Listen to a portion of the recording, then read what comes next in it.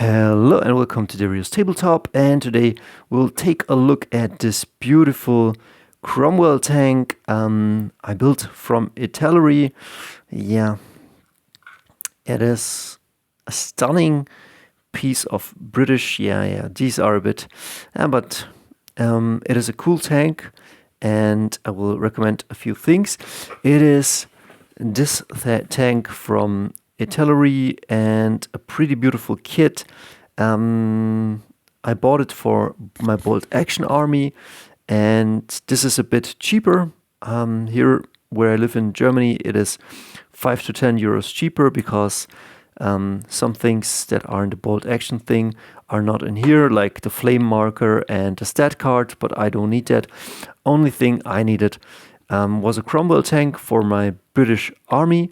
I know it's not the best, we'll talk about the stats later, but let me tell you about putting the kit together. And I have to say, it was an absolute pleasure. I've built a couple of tanks. I've built, as you can see down here, my first Stuk, my second Stuk, a Tiger, a Panther, a couple of Panzer IVs, a Hellcat, and this tank, this Cromwell, and the stock are very, very comfortable to build. They are really cool kits, and everything did fit beautifully together. As you can see here, I did glue on some storage, and everything went together very well. There are some options. I will talk in a second about those. You don't have to glue them on, like the antennas and this round thing here on the end for the exhaustion. And yeah, maybe no storage would have been also okay. And we'll come at a certain point. You will have the option to put in this hedgerow, but I had already glued these things on, and so I couldn't stick it in. And yeah, I wanted it without the hedgerow, but should you build this, know that it's either this or that, like these two or this one. And I didn't even have the option to put it in because I already had glued it in.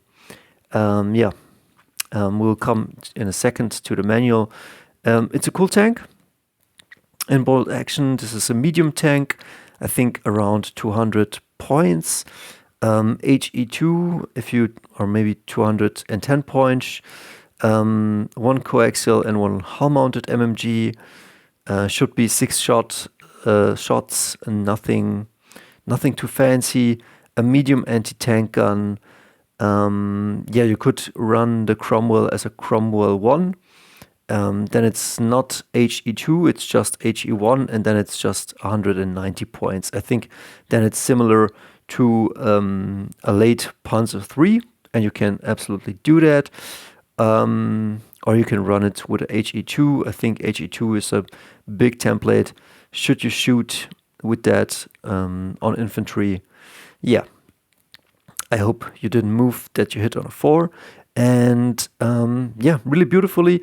Should I build it again? Maybe, I don't know if I'm super happy with both the antennas. Maybe without the antennas it's cool, and maybe without this round piece it's even cooler, like this.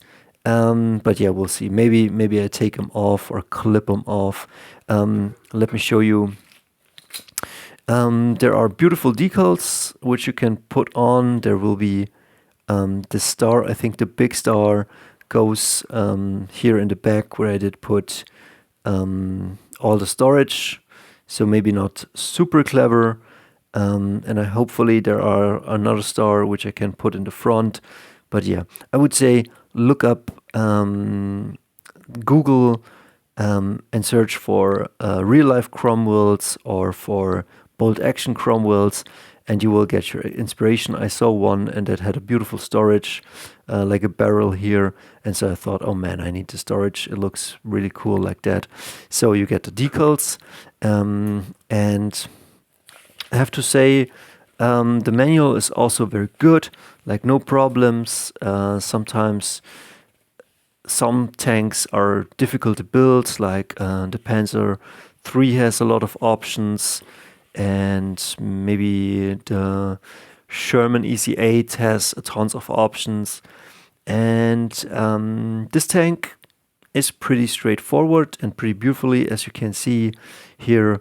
I was checking and I was gluing this on, and then I thought I maybe could glue this on, but it says alternative, like, yeah, so careful right here. But the rest, like the turret and all of the other pieces and the antennas, they all go beautifully on. A little lamp gets put on here, as you can see. Careful there, and I'm also a bit bummed out that my antennas are not straight aligned. Looks a bit goofy, and yeah, that's just life. And I think this end piece, let's see what it is. Like there's some piece you can put on the exhausts, like it's number 18. It's not necessary. I think it looks more menacing without this round thing. And then it's already done. You can put in the commander. I love every time the commander. And then we'll talk in a second about the color. But yeah, I think that the round piece takes a bit away the menace of the Cromwell. It looks more now, a bit more like, yeah, I don't know, just more gentleman-like, more tea time. And without this round piece at the end, it looks a bit more menacing. And I like my tanks to be menacing. So we'll see what happens. Let me grab the manual. As you can see, if you would paint up the Cromwell, this would be the right color.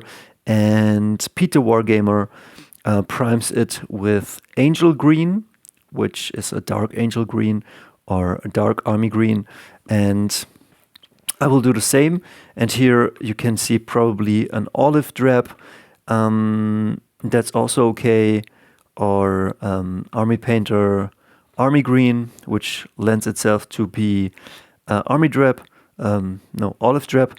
But I think that the Cromwell, when I see it on pictures, is more portrayed in this dark green, Army Green.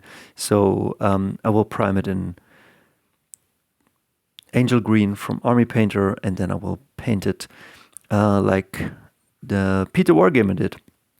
Yeah, tell me in the comments, what should I do about the antennas? Should I leave them on and just live with it? Does it look great? Should I take the antennas off? What should I do with this exhaust thing at the end? Should I clip it off?